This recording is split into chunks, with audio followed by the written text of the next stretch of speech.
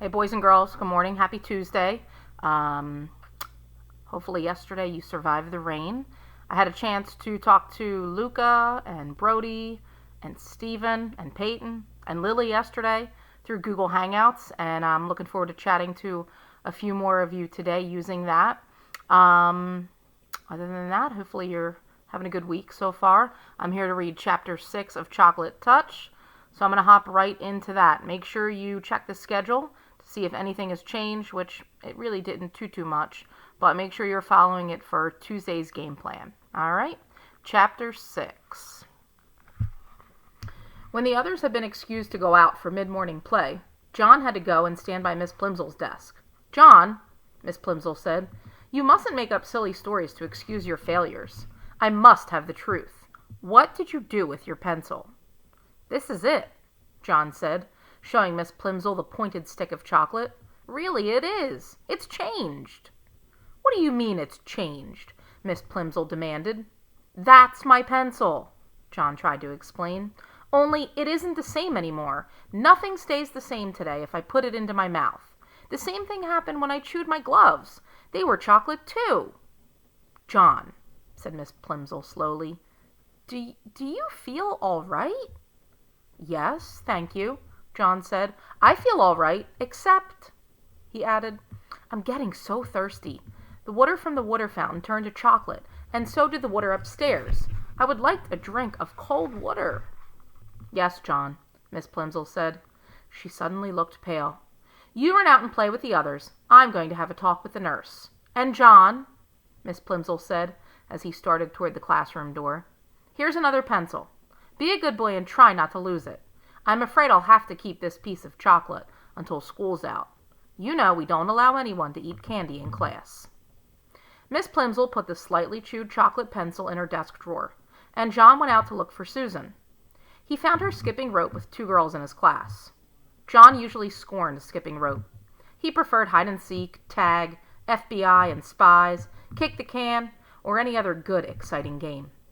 Jumping up and down in one place just to avoid being hit by a rope seemed silly to him. But he was sorry for having spoiled Susan's silver dollar, and he was willing to make a sacrifice. "Susan," he said.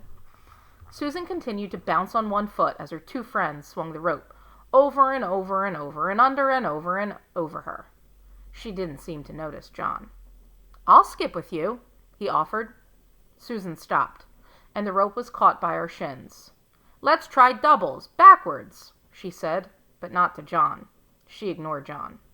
"You go first, Betty. Ellen, you go second. I'll go last. The one who does it the most times gets the first slice of my birthday cake." Susan looked at John, raised her eyebrows, shut her eyes, and stuck out the tip of her pink tongue. Then she turned back to the girls and smiled. Ellen whispered in Betty's ear, and Betty whispered in Susan's ear. Then all three of them looked at John and at each other again and burst out laughing. "Oh, Susan!" John protested. "I didn't mean to do it. The trouble is, there's something magic about me today. Everything I put into my mouth turns to chocolate." The girls giggled. "You wouldn't like it," said John, who was beginning to feel sorrier for himself than he had ever felt before. "I think it's getting worse," he added. "At first, just the part in my mouth turned to chocolate, but when I nibbled the end of my pencil, the whole pencil changed." "Aw, pooh," said Susan, and the others hooted with glee.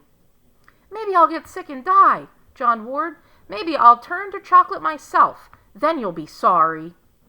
"I don't believe one word about the chocolate," Susan said. "And if it were true, you'd be glad, because all you ever like eating is chocolate."